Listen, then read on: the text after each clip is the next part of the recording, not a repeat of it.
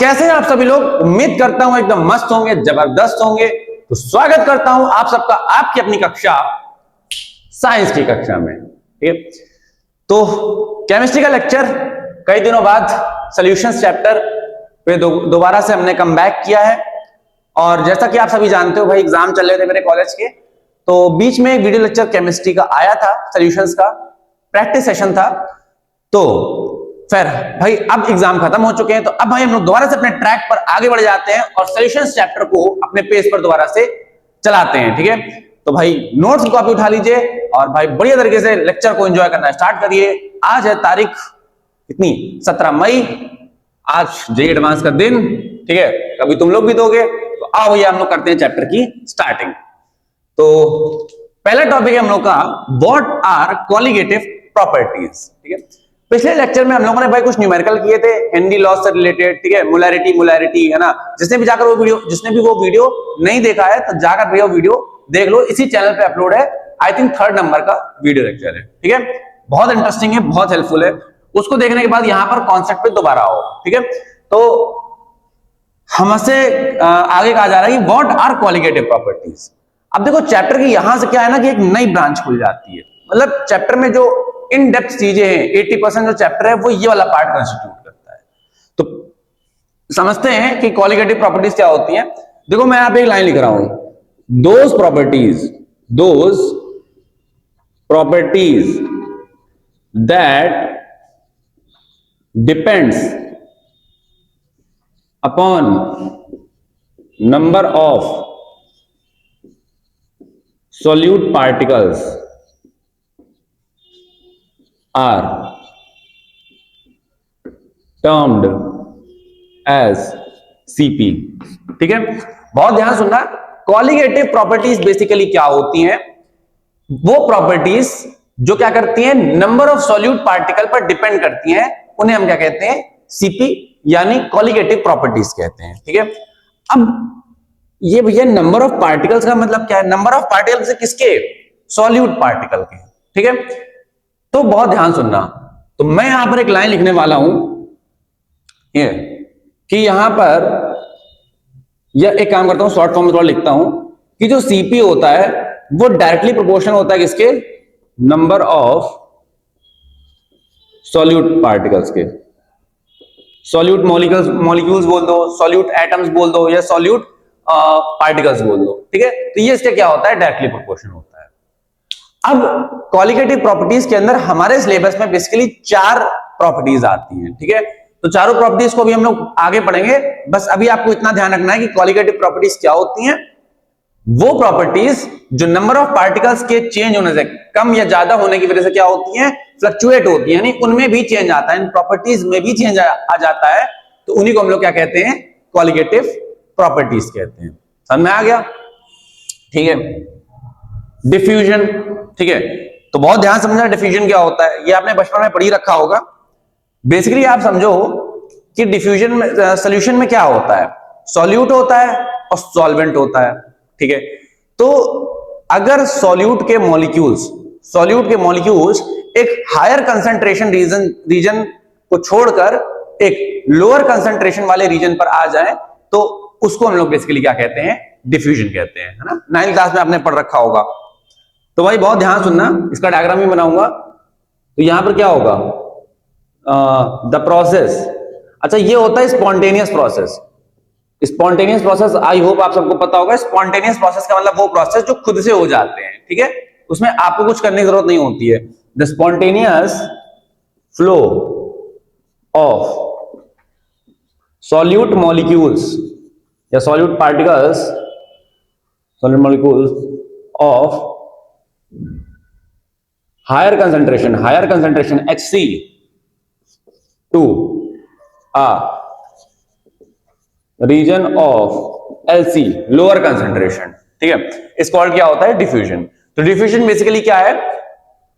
Spontaneous flow है किसका? Solute के मॉलिक्यूल्स का। ध्यान रखना, सॉल्यूट के मॉलिक्यूल्स का कहां से? हायर कंसंट्रेशन से लोअर कंसंट्रेशन पर। इसका एग्जांपल बहुत फेमस सा है, आप भी जानते होंगे। बेसिकली आप ये समझो कि जैसे परफ्यूम की बोतल होती है, तो परफ्यूम की बोतल को जब आप छिड़कते हो किसी एक कोने पर, लेट्स सपोज दैट यहां पर आपने भाई कुछ काम कर लिया, ठीक है, परफ्यूम की बोतल छिड़क ली, ठीक है, तो ऐसी कंडीशन में क्या होता है कि थोड़ी देर बाद क्या होता है, 10 सेकंड के अंदर जो कमरे में दूसरे कमरे में इंसान बैठा होता है या घर के जो अगल बगल का कमरा होता है, तो वहां पर क्या होती है, महक अपने आप चली जाती है, परफ्यूम की बोतल की स्प्रे की। ठीक है, तो ऐसा किस वजह से होता है, वो सॉल्यूट ये डिफ्यूजन के प्रोसेस की वजह से होता है। आपने पार्टिकल्स रिलीज किए एटमॉस्फेयर में, अब जहां पर आपने रिलीज किया वहां तो पार्टिकल्स सॉल्यूट के या परफ्यूम के तो थे ही ज्यादा, लेकिन अब वो उधर जाना चाहेंगे ना, अब वो अपना वर्चस्व उधर बनाएंगे, अपना जलवा उधर बनाएंगे जहां पर वो नहीं है। सही बात है। तो ये क्या होता है, इस तरीके से एक क्या होता है, सरफेस टेंशन, एक प्रेशर डिफरेंस क्रिएट होता है। उस प्रेशर डिफरेंस की वजह से क्या होता है, जो सॉल्यूट पार्टिकल होते हैं वो धीमे धीमे फ्लो करते हुए दूसरी जगह पहुंच जाते हैं। ठीक है, तो बहुत ध्यान सुनना। तो ये चीज हमारे पास आ गई। अब ऑस्मोसिस क्या होता है, हम एक रिलेटिव स्टडी देख रहे हैं जिससे हमको पढ़ने में भी आसानी हो। तो ऑस्मोसिस क्या होता है, बेसिकली ऑस्मोसिस सॉल्वेंट का फ्लो होता है। ठीक है, तो यहां पे बहुत ध्यान सुनना, मैं जरा डेफिनेशन क्या लिखने जा रहा हूं, the net flow of solvent molecules from a region of LC to HC। ठीक है, तो बहुत ध्यान सुनो।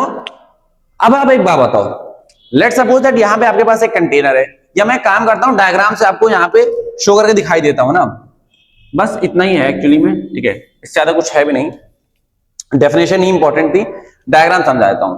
लेट सपोज दैट आप देखो यहां पर आपके पास क्या है, एक कंटेनर है। ठीक है, बिल्कुल बढ़िया कंटेनर है भैया। अच्छा ठीक है, इसमें जरा मैं भर लेता हूं क्या, एक लिक्विड भर लेता हूं। ये ऐसे करके भाई मैंने यहाँ पे क्या भर लिया, एक लिक्विड भर लिया। ठीक है, जरूरी नहीं है कि पानी ही हो, बट ठीक है मान लो। ठीक है, अब देखो ध्यान से, अब मैं इनके बीच में क्या लगा रहा हूं, एक सेमी परमिएबल मेम्ब्रेन लगा रहा हूं। क्या लगा रहा हूं, एक सेमी परमिएबल मेम्ब्रेन लगा रहा हूं। अब ये सेमी परमिएबल मेम्ब्रेन क्या होती है भैया, ठीक है, तो धीरज रखो, उत्तर धीरज रखो, आगे हम पढ़ने वाले हैं। ठीक है, तो बस ये समझो कि एक लेयर होती है, तो सेमी परमिएबल मेम्ब्रेन लगा दी।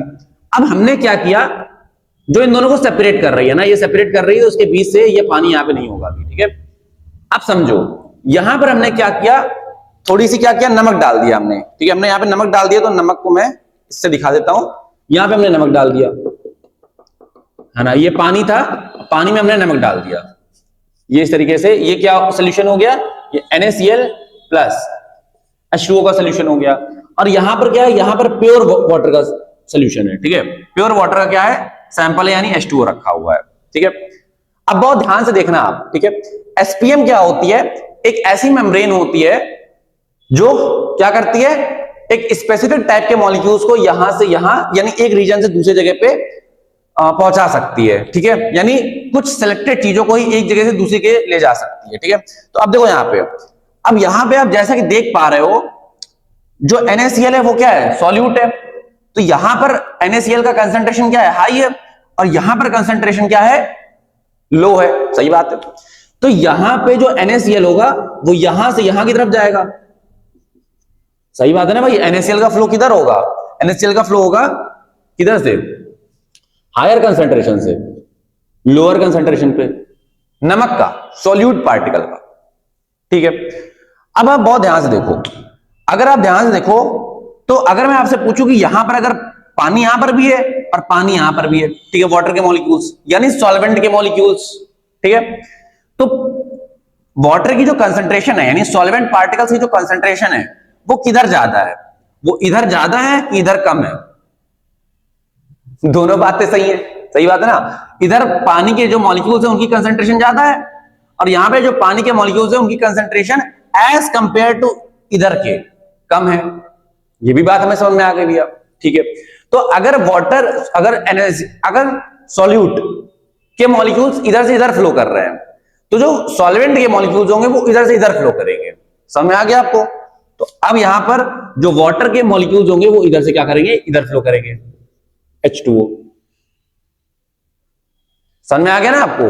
तो देखो ध्यान से, नमक इधर से इधर जाना चाह रहा है, और इधर चूंकि पानी की मात्रा हल्की सी कम है, या कंसंट्रेशन कम है, मात्रा नहीं कंसंट्रेशन कम है, तो पानी के मॉलिक्यूल्स यहां से यहां जाएंगे ताकि यहां का नमक इधर डिस्ट्रीब्यूट हो और यहां का पानी इधर डिस्ट्रीब्यूट हो। इससे पूरा का पूरा जो सोल्यूशन होगा वो क्या होगा, अपने आप को होमोजीनियस बनाने की कोशिश करेगा। ठीक है, वैसे भी धरती में या यूनिवर्स में बहुत बेसिक सी बात है, हर चीज या हर जो मिक्सचर हम बनाते हैं या कोई काम हम करते हैं, ठीक है, जो हमारे हम करते हैं उसमें हम अपना पोटेंशियल लगाते हैं, वो क्या करती है, सिमेट्री को मेंटेन करने की कोशिश करती है। ठीक है, and here is the best example of this.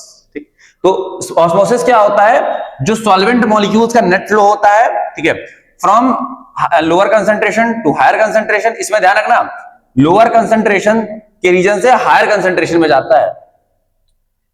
अब कोई बोलेगा लेकिन भैया आपने तो बोला था कि यार यहां पर पानी का हाई कंसंट्रेशन है। हाँ तो मित्र, पानी का हाई कंसंट्रेशन है ना, नमक का तो लो कंसंट्रेशन है। और अगर आपने मेरे पहले के वीडियो लेक्चर्स देखे हैं तो उसमें मैं साफ साफ मैंने बताया है कि केमिस्ट्री की भाषा में कंसंट्रेशन का सीधा मतलब होता है इससे सॉल्यूट की क्वांटिटी से। ठीक है, सॉल्यूट के बेसिस पर ही हम किसी चीज को कंसंट्रेटेड बोलते हैं या डाइल्यूट बोलते हैं। ठीक है, तो यहां पर भाई क्या है, एक्चुअली भाई बहुत ध्यान समझना, सभी आपको समझ में आ जाएगा कि यहां पर क्या है, नमक कम है इसीलिए हमने इसको लोअर कंसंट्रेशन बोल दिया है। इसका यह मतलब नहीं कि यहां पे सब कुछ ही कम है, यहां पर पानी क्या है, हाई कंसंट्रेशन में है। लेकिन हम लोग कंसंट्रेशन किसके अकॉर्डिंग डिफाइन करते हैं, सॉल्यूट के क्वांटिटी के अकॉर्डिंग। तो यहां पर क्या है, लो कंसंट्रेशन, यहां पे हाई है। ठीक है, तो जो नेट फ्लो होता है सॉल्वेंट मॉलिक्यूल का किससे, region of low concentration to region of high concentration. ठीक है, इसी को बेसिकली हम लोग क्या कहते हैं, ऑस्मोसिस कहते हैं। ठीक है, तो यहां पे आपको जरा इस टर्म को, सॉल्वेंट को और यहां पर सॉल्यूट को मेंशन कर लेना है, इससे आपको कोई दिक्कत नहीं होगी। ठीक है, अब इसके एग्जांपल मुझे लगता है, देखो ऑस्मोसिस में एग्जांपल मैं यहां दे सकता हूं, तो बहुत ध्यान से देखेंगे। आगे हमारे पास दो टर्म और है, ठीक है, एक्सो ऑस्मोसिस, एंडो ऑस्मोसिस। ठीक है, तो देखो ध्यान से, एक्सो, द नेम सजेस्ट इटसेल्फ कि एक्सो का मतलब क्या होता है, अंदर से बाहर। एक्सो का मतलब क्या होता है, बाहर निकलना, एक्सटर्नल। ठीक है, तो यहां पर क्या चीजें होंगी, यहां पर इनसाइड से आउटसाइड चीजें जाएंगी। आउटसाइड कौन जाएगा, सॉल्वेंट के मॉलिक्यूल्स जाएंगे। हो तो ऑस्मोसिस रहा है ना, ऑस्मोसिस रहा है। तो भाई बहुत ध्यान सुनना कि एक्चुअली में होता क्या है कि जैसे लेट सपोज दैट, आप यहां पे सबसे अच्छा एग्जांपल क्या है आपने क्या लिया, एक सोल्यूशन लिया, ये कंटेनर है आपके पास, ठीक है, और यहां पे ये बिल्कुल मस्त तरीके से सोल्यूशन भरा हुआ है। अब आपने क्या किया, इसमें एक अंगूर डाल दिया। क्या डाल दिया, अंगूर। ठीक है, वो भी बिल्कुल भरा भरा। ये क्या है, अंगूर है, ग्रेप है, ग्रेप। ठीक है, और इसके अगल बगल क्या है, वाटर है। इसके अगल बगल क्या है, वाटर। ठीक है, लेकिन वाटर कैसा, ये है sugar solution. Sugar solution, sugar solution का बेसिकली मतलब क्या होता है, शुगर प्लस वाटर। ठीक है, तो शुगर सोल्यूशन हो गया, या शुगर सिरप हो गया, और ये ग्रेप हो गया। ठीक है, अब आप मेरे को एक बात बताओ, अगर मैं आपसे ये बात बोलूं कि पानी की मात्रा बाहर ज्यादा है कि पानी की मात्रा इस ग्रेप के अंदर ज्यादा है, तो आप क्या बोलोगे। तो अंगूर भाई बिल्कुल फूला हुआ है, ठीक है, बिल्कुल बढ़िया तरीके से मस्त फूला हुआ अंगूर है। तो ऐसी कंडीशन में भैया जो वाटर के मॉलिक्यूल्स हैं वो इसके अंदर क्या है, हाई कंसंट्रेशन में है। मैंने वाटर के मॉलिक्यूल्स की हाई कंसंट्रेशन बोली है। अच्छा ठीक है, एक बात बताओ, एक सोल्यूशन इसके अंदर, एक सोल्यूशन इसके अंदर, कौन सा रीजन बताओ ज्यादा हाई कंसंट्रेशन पर होगा, वो ये वाला रीजन ज्यादा हाई कंसंट्रेशन पर होगा। बहुत ध्यान सुन लो, लोगों को कंफ्यूजन होना नहीं चाहिए। लेकिन भैया आपने तो इसको हाई कंसंट्रेशन लिख दिया है। अरे तो भाई यहां पे हाई कंसंट्रेशन है किसका, वाटर का, समझ रहे हो। लेकिन हम कंसंट्रेशन किसके अकॉर्डिंग बताते हैं, सॉल्यूट के अकॉर्डिंग। और सॉल्यूट कहां पर ज्यादा है, शुगर तो बाहर ज्यादा है ना भाई। शुगर सोल्यूशन में या शुगर सिरप में सॉल्यूट कौन होता है, शुगर होता है ना, सुक्रोज होता है। ठीक है, तो बाहर क्या है हमारे पास, हाई कंसंट्रेशन किसकी, सॉल्यूट की। ठीक है, और यहां पे हमारे पास हाई कंसंट्रेशन है किसकी, वाटर। ठीक है, तो ध्यान रखना। चलो, लेकिन मैं इसको कंफ्यूज नहीं करूंगा आपको, इसको यहां पे मैं लिख देता हूं लो कंसंट्रेशन। ठीक है, क्योंकि हम लोग सॉल्यूट के अकॉर्डिंग ही निकालते हैं। ठीक है, और ध्यान रखना है ग्रेप के अंदर जो शुगर का अमाउंट होता है वो as compared to sugar syrup कम होता है। ठीक है। तो अब देखो, अब इसके अंदर वाटर मॉलिक्यूल्स हैं, तो और बाहर भी वाटर मॉलिक्यूल्स हैं, लेकिन बाहर का जो कंसंट्रेशन है वाटर का वो कम है, और जो अंदर ग्रेप के अंदर का जो वाटर कंटेंट है वो क्या है, ज्यादा है। ठीक है, कंसंट्रेशन ज्यादा है वाटर की। तो अब क्या करेगा यहां पर, बहुत ध्यान सुनना, अब यहां पर ये जो ग्रेप है वो अपना जो लिक्विड है वो बाहर एक्सर्ट करना स्टार्ट करेगा। समझ रहे हो? ये चाहेगा कि इसके अंदर जितना भी वाटर कंटेंट है ये बाहर डिलीवर हो जाए, ठीक है, जिससे बाहर और अंदर का जो कंसंट्रेशन है वो सेम हो सके। ठीक है, तो जब इसके अंदर का जो वाटर है वो बाहर जाएगा तो ये जो ग्रेप है वो क्या हो जाएगा, पिचक जाएगा। पिचक जाएगा यानी क्या कर जाएगा, कॉन्ट्रैक्ट कर जाएगा, कॉन्ट्रैक्ट्स। ठीक है, मेरी इंग्लिश बहुत ज्यादा अच्छी नहीं है, लेकिन आपको समझ में आ गया होगा कॉन्ट्रैक्ट का मतलब क्या होता है। कॉन्ट्रैक्ट का मतलब वो पिचक जाएगा। ठीक है, समझ में आ गया होगा आपको। ठीक है, अब एंडो ऑस्मोसिस देखो, the name again suggests itself कि यहां पर बेसिकली क्या है, यहां पर जो कहानी है वो क्या चल रही है, आउटसाइड से इनसाइड चल रही है। ठीक है ना। अब देखो यहां पर लेट्स सपोज आपने दोबारा से यहां पर क्या ले लिया, एक सोल्यूशन ले लिया। ठीक है, और सोल्यूशन अगर आपने यहां पर ले लिया है तो बेसिकली यहां पर होगा क्या, यहां पे आपने एक पिचका हुआ गिरेन रखा, देखो ध्यान से, यहां पर आपने एक पिचका है ना, पिचकू ग्रेन रखा। ठीक है, सीधी भाषा में तुमको रखा। ठीक है, तो यहां पर क्या हो जाएगा, ग्रेप, अगेन ग्रेप है। अब बहुत ध्यान सुनना, इस केस में भाई क्या है कि बाहर हमने फिर से क्या ले रखा है, क्या ले रखा है, ठीक है, बाहर हम क्या ले ले, जैसे यहां पे हमने शुगर सिरप लिया था, तो यहां पे हम लोग क्या लेते हैं, यहां पे हम लोग वाटर लेते हैं ना, प्योर वाटर H2O। ठीक है, तो यहां पे हो गया प्योर वाटर। ठीक है, और यहां पर, ठीक है, अब देखो बहुत ध्यान सुनना, अभी ये ग्रेप पिचका हुआ है। अगर ये ग्रेप पिचका हुआ है इसका क्या मतलब है कि इसके अंदर जो वाटर है उसकी कमी है, इसके अंदर वाटर की कमी है, और पानी जो बाहर है वो बहुत ज्यादा है। भाई देखो ग्रेप के अंदर क्या होगा, सुक्रोज भी होगा, भाई मीठा तो होता ही है ना अंगूर, जिसको हम लोग रेजिन भी कहते हैं ना। अगर कोई पिचका हुआ अंगूर है तो उसको हम लोग रेजिन कहते हैं, किशमिश। ठीक, तो भाई बहुत ध्यान सुनना, तो उसके अंदर सुक्रोज तो है ही लेकिन कम मात्रा में, वाटर है लेकिन वो भी कम मात्रा में। ठीक है, तो sugar plus solute plus solvent किसके अंदर है, ग्रेप के अंदर। अब बाहर क्या है, बाहर है बिल्कुल प्योर वाटर यानी प्योर सॉल्वेंट। ठीक है, तो सॉल्वेंट की कंसंट्रेशन कहां ज्यादा है, सॉल्वेंट की कंसंट्रेशन तो यहां ज्यादा है। ठीक है, बाहर ज्यादा है और अंदर कम है। लेकिन लेकिन लेकिन लेकिन लेकिन अंदर क्या है, सॉल्यूट की मात्रा ज्यादा है इस ग्रेप के अंदर। समझते जाना बात को, ग्रेप के अंदर सॉल्यूट की मात्रा ज्यादा है, तो अब ये सॉल्यूट क्या चाहेगा, अब ये सॉल्यूट के जो पार्टिकल्स होंगे वो चाहेंगे कि वो अपने हायर कंसंट्रेशन से लोअर कंसंट्रेशन में जाए। इसके अंदर के जो चीनी के मॉलिक्यूल्स होंगे वो हायर कंसंट्रेशन से लोअर कंसंट्रेशन में बाहर जाना चाहेंगे। तो जब वो बाहर जाना चाहेंगे तो एट द सेम टाइम जो वाटर के मॉलिक्यूल्स हैं, देखो जैसे यहां पे NaCl यहां जा रहा था, तो एट द सेम टाइम जो वाटर के मॉलिक्यूल्स है वो बाहर से अंदर आ रहे थे। सही बात है ना। तो एट द सेम टाइम यहां पर क्या होगा, जैसे ही ये सॉल्यूट मॉलिक्यूल्स अंदर से बाहर जाना चाहेंगे तो at the same time semi permeable membrane के थ्रू यहां पे जो वाटर के मॉलिक्यूल्स है वो बाहर से अंदर आना चाहेंगे।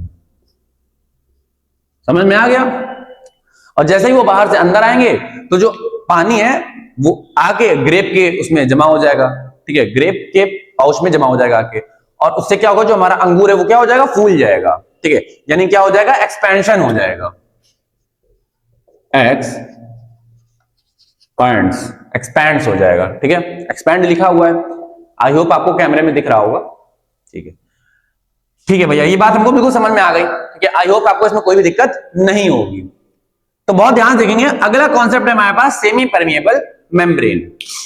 आप भी सोच रहे हो भाई क्या सेमी परमिएबल मेम्ब्रेन है भैया, समझ में नहीं आ रहा। तो देखो ध्यान से, semi permeable membrane, the name suggest itself. Semi का मतलब होता है आधा आधा, कुछ कुछ, ठीक, थोड़ा थोड़ा।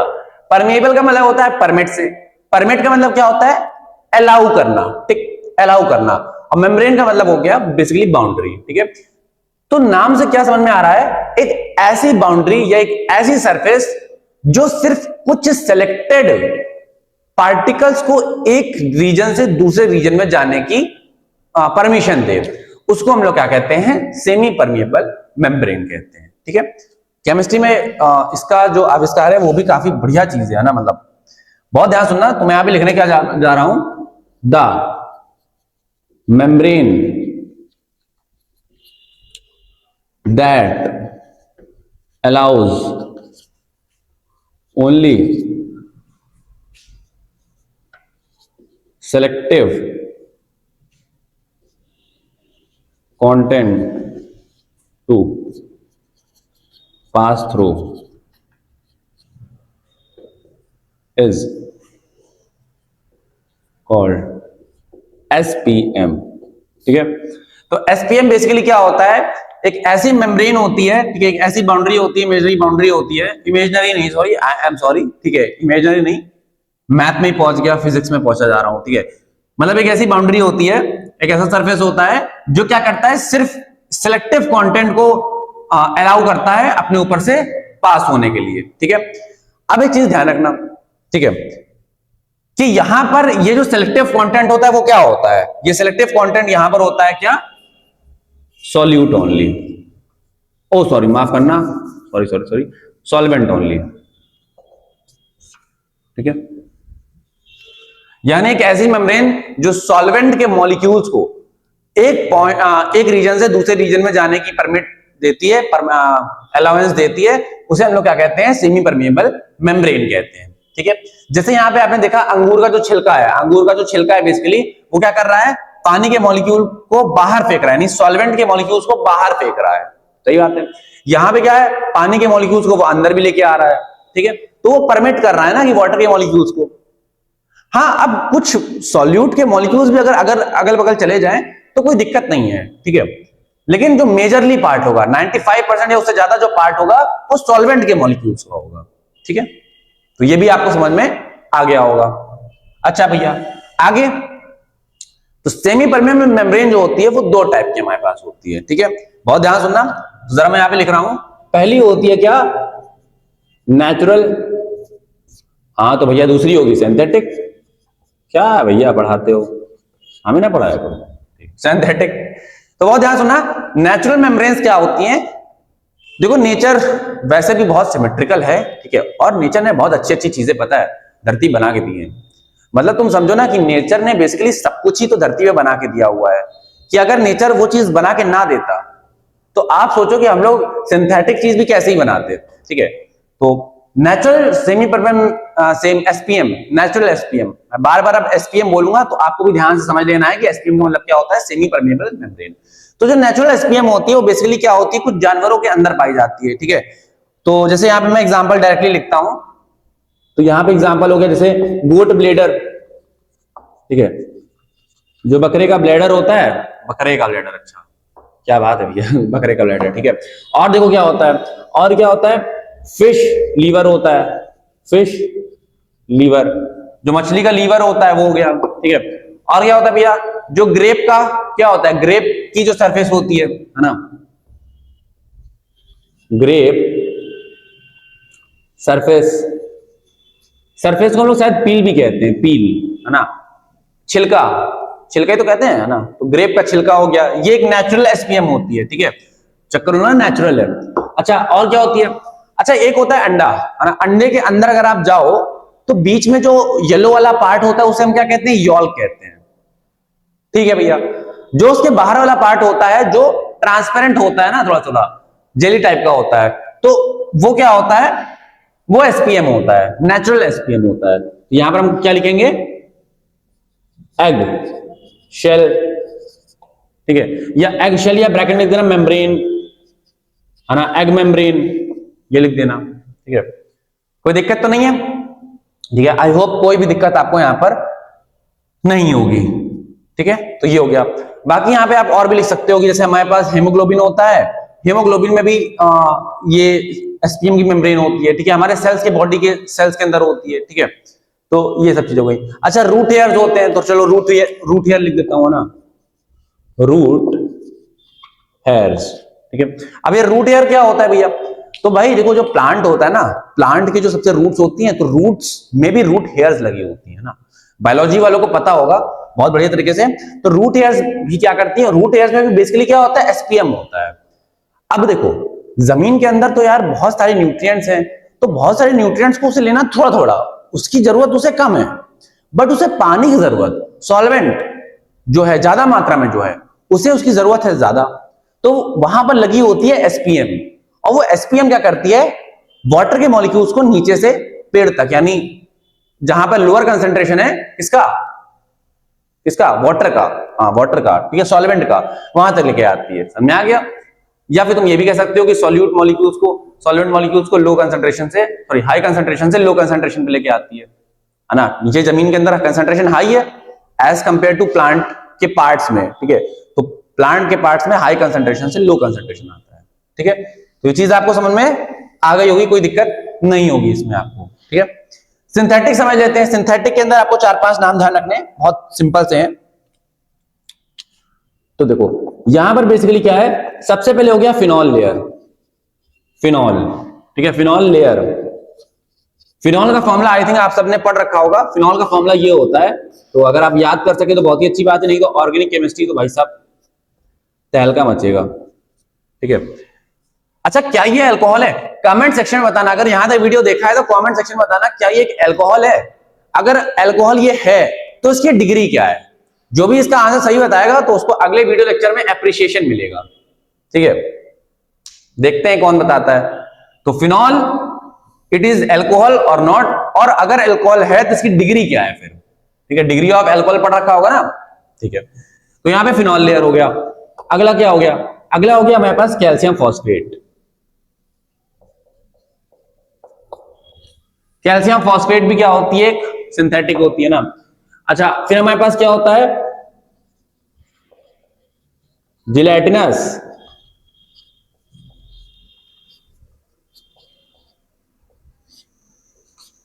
जिलेटिनस कॉपर फेरोसाइनाइड, ठीक है।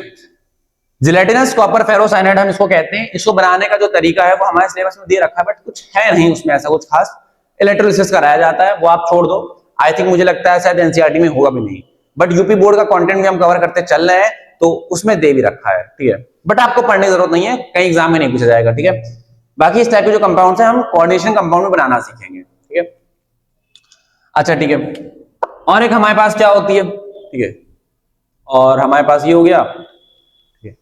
तो बेसिकली फिनॉल लेयर हो गया, ये हो गया, okay, gelatinous copper ferrocyanide, calcium phosphate. तो हाँ, इतना ही मुझे याद आ रहे हैं जो बेसिकली लैब में सिंथेसाइज्ड है। तो ये आपको क्या रखने हैं, ध्यान रखने हैं, ठीक है। तो आई होप आपको यहाँ पे जितना भी पढ़ाया गया है सब कुछ समझ में आ गया होगा। तो अब आप इसको करो नोट और हम बढ़ते हैं आगे।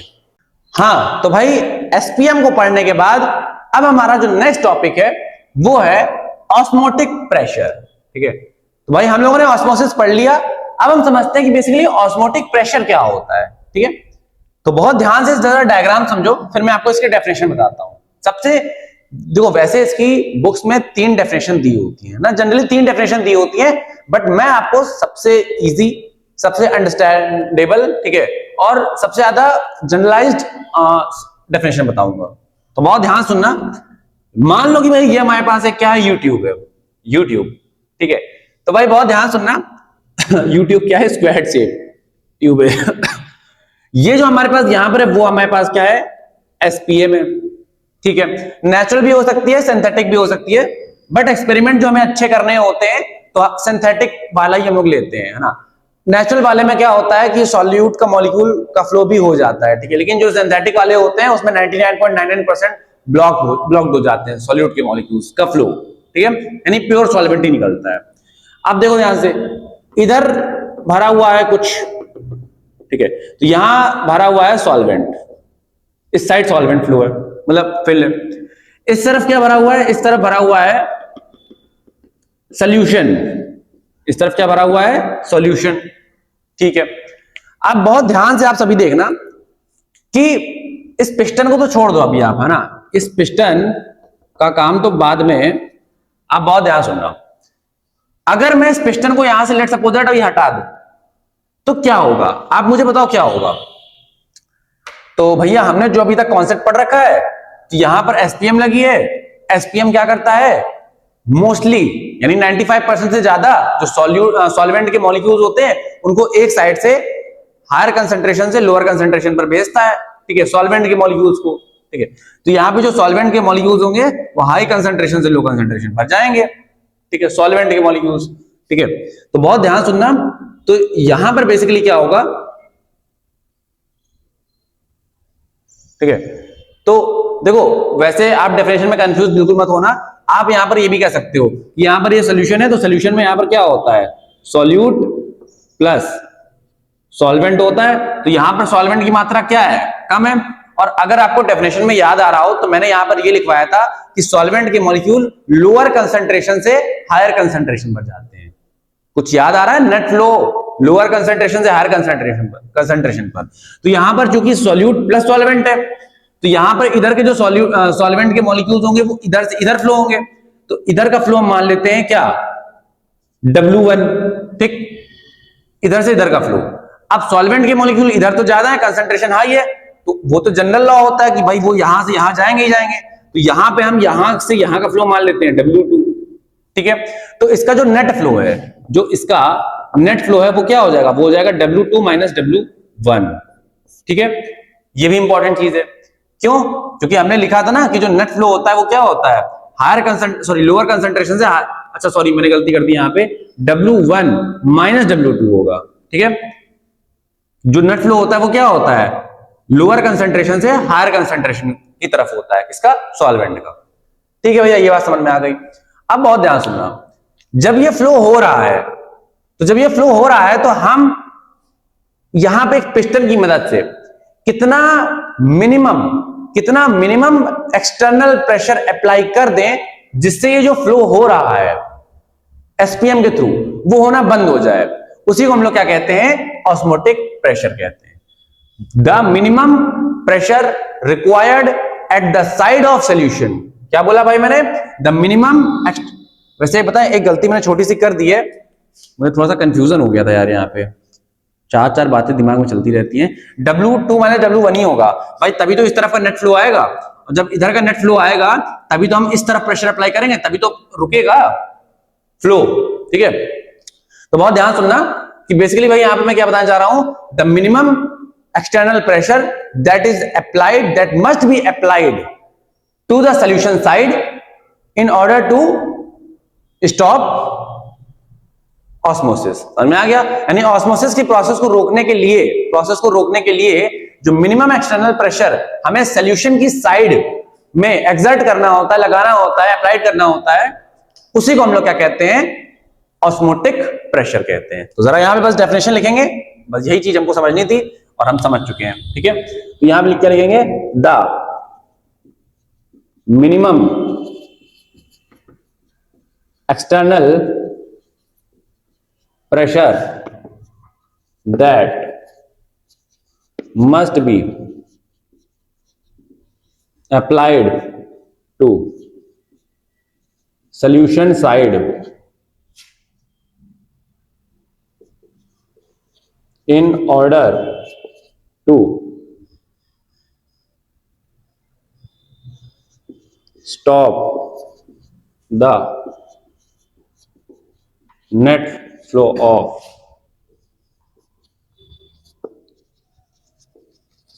सॉल्वेंट मॉलिक्यूल्स, ठीक है। तो बहुत ध्यान समझना कि क्या बोला गया है, the minimum external pressure that must be applied to the solution side in order to stop the net flow of solvent molecules, ठीक है।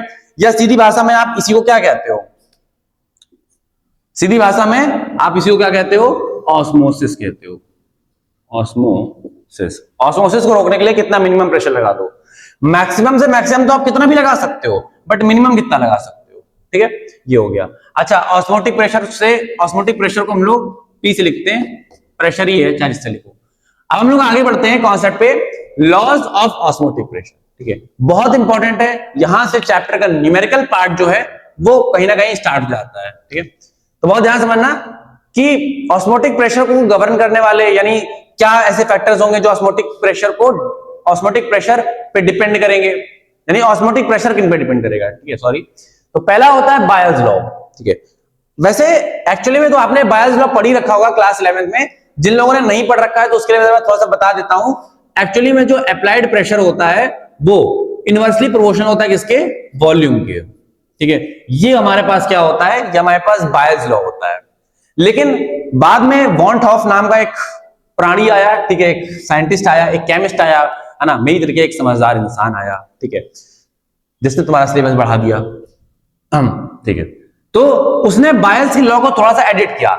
एक्चुअली में बायल्स का लॉ जो था वो उसने गैस के लिए दिया था। बायल्स का लॉ, जो चार्ल्स का लॉ जिन्होंने दिया था अपना अपना लॉ, वो उन्होंने गैस के लिए दिया था। और वो भी कौन सी गैस के लिए, आइडियल गैस के लिए। हालांकि कोई गैस आइडियल होती नहीं है, ठीक है।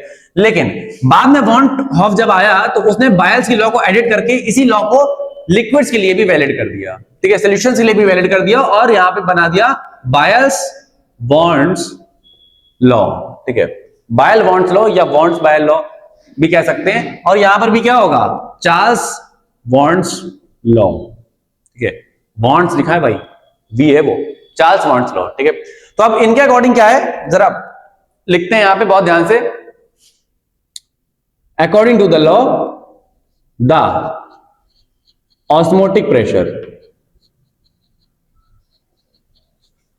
is directly proportional to the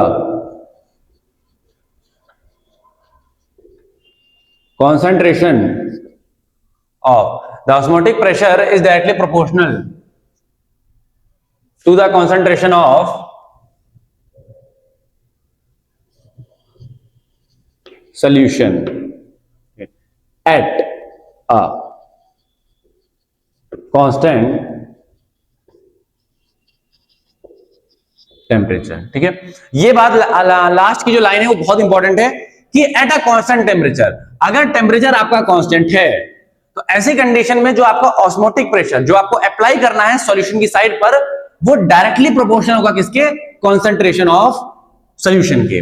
भाई सीधी सी बात है ना, यहां पे सॉल्यूशन का कंसेंट्रेशन जितना ज्यादा होगा तो सॉल्यूट के मॉलिक्यूल्स, भाई कॉन्सेंट्रेशन ज्यादा होने का क्या मतलब है, सीधी सी बात है, हम लोग कॉन्सेंट्रेशन को सॉल्यूट से लिंक करते हैं। तो अगर कॉन्सेंट्रेशन ज्यादा है तो दैट मींस यहां पे सॉल्यूट के मॉलिक्यूल्स ज्यादा है। अगर सॉल्यूट के मॉलिक्यूल्स ज्यादा है तो सॉल्वेंट के मॉलिक्यूल्स तो फिर कम हो जाएंगे, सही बात है।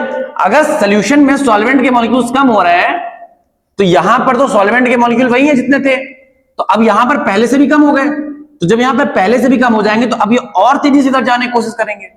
भाई जो जितना जितना यहां पे कंसंट्रेशन कम होगा किसका, सॉल्वेंट का, सॉल्वेंट का कंसंट्रेशन यहां पे जितना कम होगा उतनी तेजी से वो यहां जाने की कोशिश करेंगे, और जितनी तेजी से वो यहां जाने की कोशिश करेंगे उतनी तेजी से यहां आने की कोशिश करेंगे। तो यहां पर जो W2 माइनस W1 की वैल्यू है वो और बढ़ जाएगी, और जब वो वैल्यू और बढ़ जाएगी तो हमको उसे रोकने के लिए प्रेशर पहले से ज्यादा लगाना पड़ेगा। समझ में आ रहा है? तो बेसिकली यहां पर क्या है, डायरेक्टली किसके प्रोपोर्शनल है, कंसंट्रेशन ऑफ सॉल्यूशन के, ठीक है। तो यहां पे मैं लिख देता हूं P is directly proportional to क्या, C। C किसका, कंसंट्रेशन ऑफ सॉल्यूशन, ठीक है। यहां पे क्या, if T इज कांस्टेंट, ठीक है, जहां पर T क्या होगा, कांस्टेंट होगा। टेम्परेचर कांस्टेंट होना चाहिए, ध्यान रखना। अगर टेम्परेचर को बढ़ा दोगे, मैं बता भी देता हूं कि टेम्परेचर यहां पे बढ़ाने से क्या दिक्कत होगी। टेम्परेचर बढ़ा रहे हो या घटा रहे हो तो भाई यहां पे जो सॉल्यूट के मॉलिक्यूल्स हैं उनका जो फ्लो होता है वो डिस्टर्ब हो जाता है। भाई मॉलिक्यूल्स की काइनेटिक एनर्जी बढ़ जाती है, ठीक है।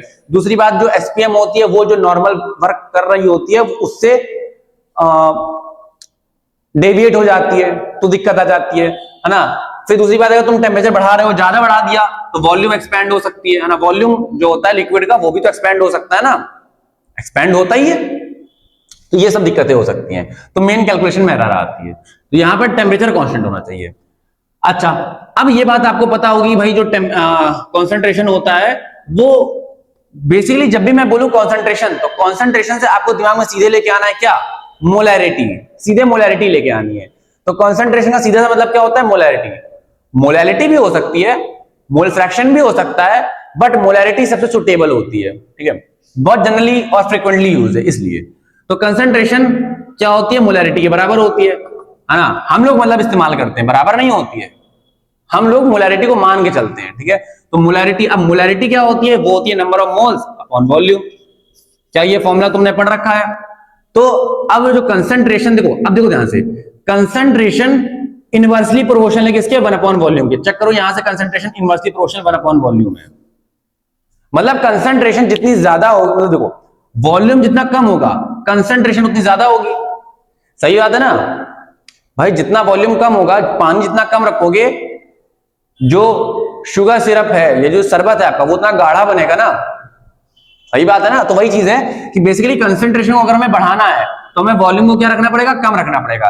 यानी इधर में जो सॉल्वेंट का मॉलिक्यूल है, जो सॉरी मतलब जो पूरा का टोटल वॉल्यूम है, उसको क्या करना पड़ेगा? कम करना पड़ेगा। ठीक है, तो बहुत ध्यान सुनना। इसी चीज को मैं रिप्लेस करके यहां से क्या लिख सकता हूं कि pressure is inversely proportional to 1 volume. ठीक है, अब इस वॉल्यूम को उठा के यहां ले आओ, तो पी वी इज, वैसे यहां पे कांस्टेंट पहले ले आना चाहिए था, मुझे गलती कर रहा हूं।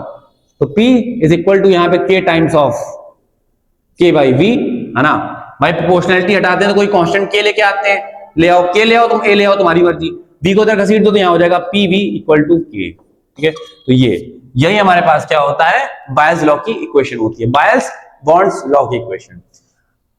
अब बहुत सारे लोग कहेंगे भैया इसमें और इसमें दिक्कत क्या है? जिन लोगों ने भी क्लास 11 को पढ़ रखा है तो बहुत ध्यान समझो भाई। बेसिकली यहां पे जो प्रेशर है वो क्या है? वो ऑस्मोटिक प्रेशर है। ठीक है, यहां पे जो वॉल्यूम है वो किसका वॉल्यूम है? वो लिक्विड का वॉल्यूम है। सॉरी, लिक्विड का नहीं, वो सोल्यूशन का वॉल्यूम है ना, सोल्यूशन का वॉल्यूम है वो। ठीक है, ये चीज हो गई। और वहां पे जब हम लोगों ने क्लास 11 में पढ़ा था तो वहां पर ये प्रेशर किसका था? गैस का एक्सर्टेड प्रेशर था, जो गैस प्रेशर एक्सर्ट करती थी। और वॉल्यूम किसका होता था? वॉल्यूम भी आइडियल गैस का वॉल्यूम होता था। तो है बिल्कुल सिमिलर, सही, कोई दिक्कत की बात बिल्कुल भी नहीं है। तो ये चीज आपको ध्यान रखनी है। ठीक है, अब देखो चार्ल्स लॉ क्या होता है, तो जिन लोगों ने भी पढ़ रखा था चार्ल्स लॉ, तो चार्ल्स ने क्या बताया था? चार्ल्स ने बताया था कि एट अ कांस्टेंट क्या प्रेशर, अगर प्रेशर कांस्टेंट होगा तो किसी गैस का जो वॉल्यूम है वो डायरेक्टली प्रोपोर्शनल होगा किसके? उसके एब्सोल्यूट टेम्परेचर के। कुछ कुछ आपको याद आ रहा होगा। अब क्लास 12th में आ जाओ, वेलकम टू क्लास 12th। तो चार्ल्स बॉन्ड लॉ क्या कहता है? चार्ल्स बॉन्ड लॉ कहता है कि at a constant pressure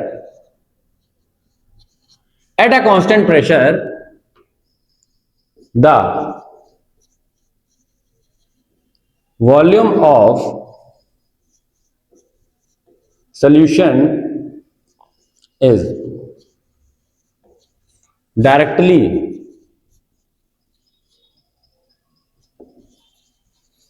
proportional to the absolute temperature. वो क्या होता है? एब्सोल्यूट टेम्परेचर के डायरेक्टली प्रोपोर्शनल होता है। ठीक है, यानी देखो सीधी सीधी मतलब है, टेम्परेचर को आप जितना बढ़ाओगे तो यहां पर वॉल्यूम भी जो होगा वो आपका बढ़ेगा, टेम्परेचर को घटाओगे तो वॉल्यूम भी क्या होगा? घटेगा। ये तो बात तो सीधी बात है ना भाई, टेम्परेचर बढ़ाने पर वॉल्यूम क्या करता है? एक्सपेंड करता है, बेसिक सी बात है। ठीक है, तो यहां पर ये बात भी हमको समझ में आ गई। अच्छा अच्छा अच्छा अच्छा, समझ में आ गई। ठीक है, अब भाई बहुत ध्यान समझेंगे। तो यहां पर क्या हो जाएगा? V is directly proportional to T। अगर आप यहां पे प्रोपोर्शनलिटी हटाते हो तो यहां पर एक कांस्टेंट आता है क्या? K, है ना? वैसे यहां पर K हम ले चुके हैं, तो यहां पर हम लोग कुछ K नॉट ले लेते हैं, कोई दिक्कत नहीं है ना? K not T। अब आप चेक कर लो, है ना? ये हमारे पास क्या हो जाता है? ये लॉ हो जाता है। ठीक है, तो आई होप आपको दोनों के दोनों लॉ समझ में आ गए होंगे। ठीक है, अभी आप इस सब को नोट करो। ठीक है, ये तो बिल्कुल सिंपल सा था। ठीक है, कुछ नहीं था ऑस्मोटिक प्रेशर में। फिर यहाँ पे जो लॉज था उसको हो सकता है आपको समझने में थोड़ी दिक्कत आई हो, लेकिन आई होप आपको समझ में आ भी गया होगा। मैं इसके एग्जांपल भी देखो आपको यहाँ पे बता देता हूँ। ठीक है, जाते जाते मैं आपको यहाँ पे इसके एग्जांपल बता देता हूँ। जैसे लेट सपोज दैट आप यहाँ पे समझो कि आपके पास क्या था? एक कंटेनर था, है ना? एक कंटेनर में आपने क्या किया? प्रेशर लगाया, मतलब पहले वॉल्यूम V1 था, है ना? पहले वॉल्यूम क्या था? V1 था। अब आपने प्रेशर लगाया, है ना? उसमें प्रेशर लगाया, उसमें जब प्रेशर आप लगाओगे तो क्या होगा? जो लिक्विड के मॉलिक्यूल्स हैं, वैसे तो लिक्विड के मॉलिक्यूल्स कॉन्ट्रैक्ट नहीं होते, लेकिन तब भी चलो मान लो कॉन्ट्रैक्ट हो गए, पहले से कुछ तो कॉन्ट्रैक्ट हुए। तो जब आपने प्रेशर बढ़ाया तो क्या हो गए? कॉन्ट्रैक्ट हो गए, यानी उनका वॉल्यूम क्या हो गया? कम हो गया। तो यहां पे आप वही चीज समझो कि वही चीज लिखी हुई है कि जैसे आप वॉल्यूम बढ़ा रहे हो, मतलब सॉरी, जैसे आप प्रेशर बढ़ा रहे हो तो वॉल्यूम क्या हो रहा है? कम हो रहा है। अगर आप प्रेशर घटा दोगे तो वॉल्यूम क्या हो जाएगा? बढ़ जाएगा। समझ में आ गया? यहां पे आप समझ लो चार्ल्स बॉन्ड्स लॉ, है ना? मैं आपको गैस के फॉर्मूले से बता देता हूं, आप समझो। जब आप किसी गुब्बारे को हवा में रख देते हो, ठीक है, एटमॉस्फेयर में, खुले एटमॉस्फेयर में रख देते हो, तो एटमॉस्फेरिक, उसमें क्या लगता है, उसमें लगता है एटमॉस्फेरिक प्रेशर। अब एटमॉस्फेरिक प्रेशर क्या होता है, 1 atm के बराबर होता है, जो कि क्या होता है, कांस्टेंट होता है। तो अब आप समझो कि यहाँ पे प्रेशर क्या हो गया, कांस्टेंट हो गया। तो अब आपने देखा होगा कि जब गुब्बारा अगर छोटा होता है तो उसको अगर आप धूप में रख दो तो धीमे धीमे धीमे धीमे धीमे क्या हो जाता है, बड़ा हो जाता है, ठीक है, वॉल्यूम उसका बढ़ जाता है। क्यों? क्योंकि भाई जो सनरेज आ रही हैं वो मॉलिक्यूल्स की काइनेटिक एनर्जी को बढ़ाती हैं, यानी टेम्परेचर को बढ़ाती है। टेम्परेचर को बढ़ाने से क्या होता है, काइनेटिक एनर्जी बढ़ जाती है। काइनेटिक एनर्जी जब बढ़ जाती है तो उसी के साथ साथ वॉल्यूम भी बढ़ जाता है, ठीक है। तो भाई हीट आती है, काइनेटिक एनर्जी बढ़ाती है, मतलब टेम्परेचर बढ़ाती है, टेम्परेचर के बढ़ने से काइनेटिक एनर्जी बढ़ती है, और देन उसकी वजह से क्या होता है, हमारा वॉल्यूम एक्सपैंड कर जाता है। उसी चीज को अगर आप ठंडे पानी में रख दो, गुब्बारे को, या किसी लिक्विड नाइट्रोजन में रख दो, इसका टेम्परेचर माइनस में होता है, तो ऐसी कंडीशन में टेम्परेचर बहुत तेजी से गिरेगा, तो वॉल्यूम बिल्कुल, इतना बड़ा गुब्बारा भी जो है पिचक की इतना सा हो जाएगा ना, छोटा सा। तो ये चीज आपको आई होप यहां पे समझ में आ गई होगी, ठीक है। आज का पूरा जो लेक्चर है वो आपको बिल्कुल बेहतरीन तरीके से समझ में आ गया होगा, और अगर आपको इस लेक्चर में कोई प्रॉब्लम है तो आप नीचे कमेंट करना, ठीक है। बाकी आप लेक्चर को बढ़िया तरीके से एंजॉय करो, और इसका जो अगला लेक्चर है वो जल्दी ही आएगा, और हमारी जो अब से सीरीज है क्लास 12 की बोर्ड्स की फॉर बोर्ड 2027, वो बिल्कुल अपने पेज पे चलती रहेगी, तो कोई आपको दिक्कत अब नहीं आएगी। अब आप इस लेक्चर को रिवाइज करो, और मिलते हैं आपसे अगले लेक्चर में, अगले धमाकेदार लेक्चर में। तब तक के लिए स्टे हेल्थी एंड